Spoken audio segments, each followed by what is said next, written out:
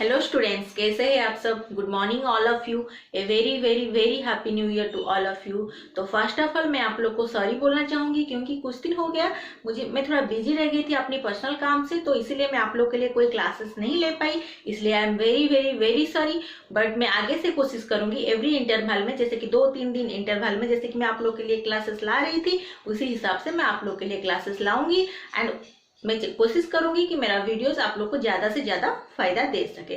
तो चलते हैं, अभी ज्यादा बात नहीं करते हैं, ज्यादा बातों में टाइम वेस्ट नहीं करते हैं, तो क्लासेस की तरफ फोकस करते हैं। तो लास्ट क्लास हम लोग क्या डिस्कस किए थे, हम लोग डिस्कस किए थे transistor and types of transistor. तो ट्रांजिस्टर तो आप लोग को पता होगा, it is a 3 terminal device. Okay, transistor is a 3 terminal device. तो कौन सा टर्मिनल इसमें होता है ट्रांजिस्टर में? One is your base, second one is your emitter, and third one is your collector. Okay, तो transistor is a 3 terminal device. First one is your base, second one is your emitter, third one is your collector. Okay, then your transistor is 2 types. ये मैं आप लोग को बता चुकी हूँ, फिर से मैं रिकल करवा दे रही हूँ क्योंकि बहुत दिन गैप हो गया क्लासेस को, तो मैं भी आप लोग भूल गए होंगे, तो इसीलिए मैं थोड़ा रिकल कर दे रही हूँ। And your transistor divided into 2 types. First one is your BJT and second one is your FET. Okay, तो बीजेटी का फुल फॉर्म क्या है? Bipolar junction transistor.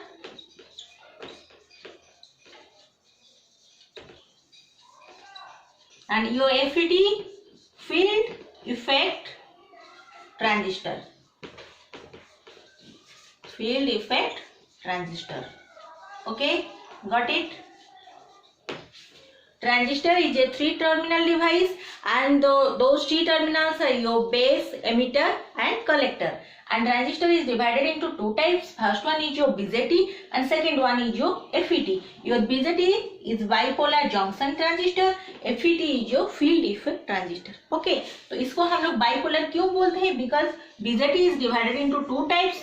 First one is your PNP transistor and second one is your NPN transistor.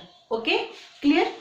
Your BJT is divided into 2 types. First one is your PNP transistor and second one is your NPN transistor. तो P इसका मतलब 2 positive polar 1 negative polar, यहाँ 2 negative polar 1 positive polar. So transistor is BJT is known as your bipolar junction transistor. इसका मतलब 2 P type के अंदर 1 N type आज ए junction है, सैंडविच्ड है। ओके, 2 P टाइप सेमीकंडक्टर के बीच में 1 N टाइप सेमीकंडक्टर प्रेजेंट है एंड हियर 2 N टाइप के बीच में 1 P टाइप प्रेजेंट है। Okay, transistor is divided into 2 types. First one is your BJT, second one is your FET. BJT is your bipolar junction transistor and FET is your field effect transistor.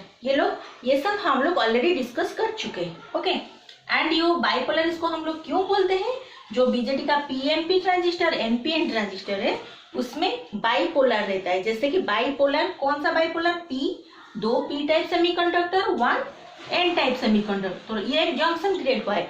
जैसे कि 1 N type semiconductor is sandwiched between 2 P type semiconductor and here 1 P type semiconductor is sandwiched between 2 N type semiconductor. Okay, clear? तो अभी हम लोग करेंगे उसका configuration. तो क्या क्या कॉन्फ़िगरेशन है? Common base configuration, common emitter configuration, common collector configuration. Okay, तो जब भी हम लोग ट्रांजिस्टर की डायग्राम बनाएंगे, जब भी हम लोग उसका सर्किट एनालिसिस करेंगे, तो क्या होगा? हम लोग को 4 टर्मिनल चाहिए। तो जेन्युइनली ट्रांजिस्टर के पास कितना टर्मिनल है? जेन्युइनली ट्रांजिस्टर के पास 3 टर्मिनल है, base, emitter and collector. But जब भी हम लोग कॉन्फ़िगरेशन बनाएंगे तो इनपुट के लिए हम लोग को 2 टर्मिनल चाहिए एंड आउटपुट के लिए ऑल्सो वी नीड 2 टर्मिनल। तो कैसे हम लोग करेंगे? इसीलिए हम लोग उसको कॉन्फ़िगरेट करते हैं। कॉन्फ़िगरेट करते हैं मतलब जो 3 टर्मिनल है उसमें से एक को हम लोग कॉमन ले लेते हैं। जो कॉमन हो जाएगा वो इनपुट में भी रहेगा, वो आउटपुट में भी रहेगा। क्लियर?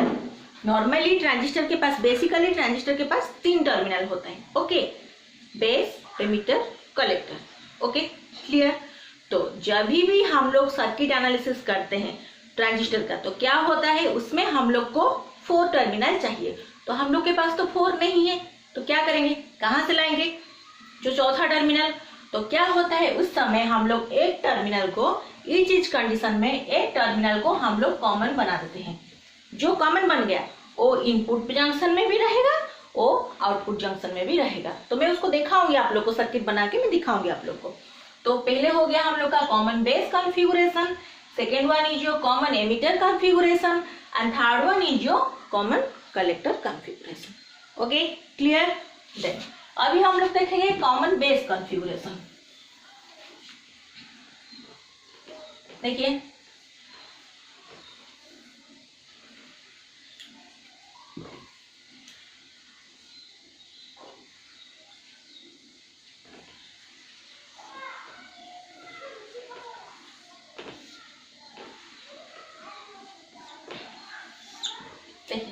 ये हो गया तुम लोग का transistor. Okay, and this part is your input part and the right hand side is your output part. Okay, clear. तो जब हम लोग कॉमन बेस डिस्कस करेंगे तो यहाँ पे एमीटर वाला रेजिस्टेंस नहीं रहेगा. ओके, यहाँ पे हम लोग का बेस कॉमन हो जाएगा. तो जैसे कि ये हम लोग का हो गया B B VBE. Okay, voltage VBE input voltage, and ये हो गया CC कॉमन कलेक्टर. ओके, ये हम लोग का collector resistance RC. Okay, this is your input part and this is your output part. तो इसमें हम लोग का बेस कॉमन हो गया. तो input part, this is your output part. तो क्या होगा, कॉमन एमिटर में हम लोग का, सॉरी कॉमन बेस में हम लोग का क्या होगा, बेस टर्मिनल कॉमन हो जाएगा बोथ दो जंक्शन के लिए, both input junction and output junction. Okay, clear. जब हम लोग एमिटर कंसिडर करेंगे तो क्या होगा, उसमें एमिटर कॉमन हो जाएगा. ये हो गया तुम लोग का RE. ओके, मतलब रेजिस्टेंस, एमिटर रेजिस्टेंस, इसमें E कॉमन हो जाएगा. जो आप कलेक्टर लेंगे तो इसमें RC कॉमन हो जाएगा, RC कॉमन हो जाएगा. क्लियर. तो हम लोग को बेसिकली 4 टर्मिनल चाहिए फॉर द सर्किट एनालिसिस. तो इसीलिए हम लोग क्या करेंगे, जब भी ट्रांजिस्टर के सर्किट ऑपरेशन हम लोग करेंगे, जो बेस है, एमिटर है, कलेक्टर है, तीनों में से एक एक अकॉर्डिंग टू आवर सिचुएशन हम लोग उसको कॉमन बना लेंगे. जो जिसको हम लोग कॉमन बनाएंगे, जिस टर्मिनल को, वो टर्मिनल हम लोग का कॉमन होगा for both input junction and output junction. Okay, clear. Then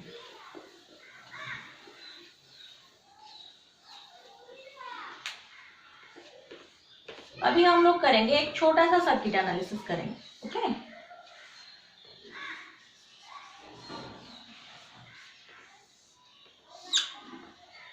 okay, this is your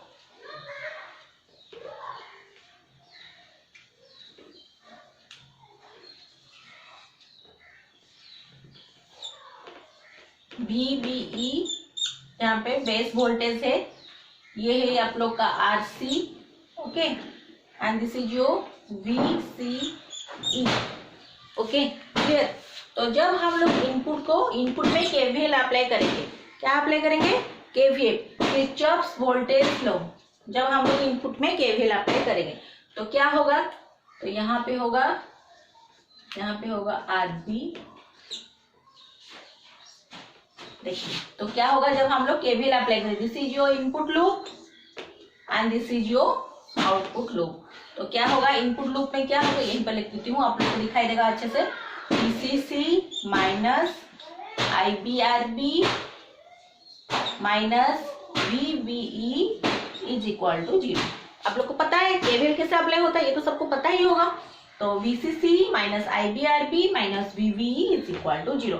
तो इनपुट वोल्टेज कौन सा है, IB जो इनपुट वोल्टेज. तो IBRB is equal to VCC minus VBE. Then IB is equal to VCC minus VBE divided by IB. This is your IB. Okay clear.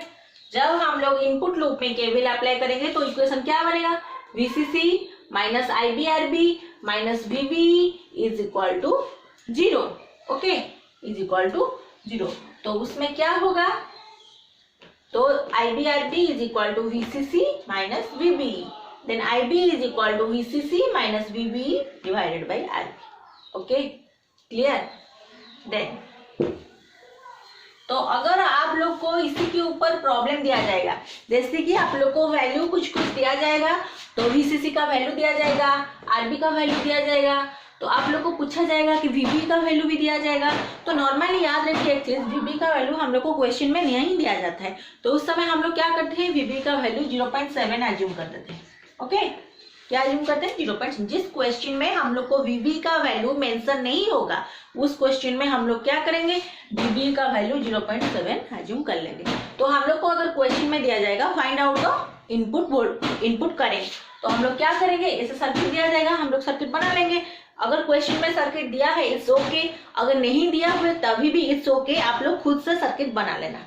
आप लोग को तो पता है कैसे सर्किट होगा, आप लोग खुद से सर्किट बना लेना, क्योंकि अगर आप लोग पहले सर्किट बना लेंगे आप लोग को सॉल्व करने में थोड़ा इजी होगा. जब आप लोग केवीएल अप्लाई करेंगे, कौन सा लूप इनपुट लूप, कौन सा लूप आउटपुट लूप, ये सब आप लोग अच्छे से कर पाएंगे. ओके थोड़ा कंफ्यूजन नहीं होगा. तो कैसे करेंगे, VCC सपोज VCC दिया गया है आप लोग को 5 वोल्ट, RB दिया गया है आप लोग को 10 ओम, एंड आप लोग को अज्यूम करना है VB is equal to 0.7 volt. तो आप लोग कैसे करेंगे, हम लोग को पता है इनपुट में हम लोग केवीएल जब अप्लाई करेंगे इक्वेशन क्या बनेगा, VCC minus IBRB minus VBE is equal to 0. अभी बताई थी मैं आप लोग को. Then IBRB is equal to VCC minus VBE और IB is equal to VCC minus VBE divided by RB. तो क्वेश्चन में दिया गया है 5 माइनस 0.7 डिवाइडेड बाई 10 ओम. इसको आप लोग कैलकुलेट करना, जो भी आंसर आएगा वही होगा आप लोग का आंसर. एम्पियर, करंट का यूनिट हमेशा होता है एम्पियर और रेजिस्टेंस का होता है ओम. पता है आप लोग को, ये तो बेसिक से चीज पता ही होगा. तो जब भी देखिए ये मैं जैसे कि छोटा सा वैल्यू में दी थी इसलिए आप लोग इजीली सॉल्व कर देंगे. बहुत बड़ा बड़ा वैल्यू भी आएगा, मेजर कैलकुलेशन होगा, तो हमेशा आप लोग आपका साइंटिफिक कैलकुलेटर अपना पास रखिएगा. ओके जैसे कि ये है आप लोग का साइंटिफिक कैलकुलेटर, इसको हमेशा आप लोग अपने पास रखिएगा. इसमें दो आता है एडिशन, एक होता है BS, एक होता है ES. ओके जो ES होता है वो ज्यादा अच्छा होता है, ये भी अच्छा है, ये भी बुरा नहीं है, इसको मैं बुरा नहीं बोल रही हूँ, लेकिन मुझे लगता है पर्सनली, मेरी जो ओपिनियन है, मुझे लगता है कि वो थोड़ा ज्यादा कंफर्टेबल रहेगा, जो मुझे रहता है कंफर्टेबल. तो आप लोग देखिए अपने हिसाब से, जहाँ यहाँ पे BS लिखा हुआ है, जो ES लिखा होगा और भी एक उसका है.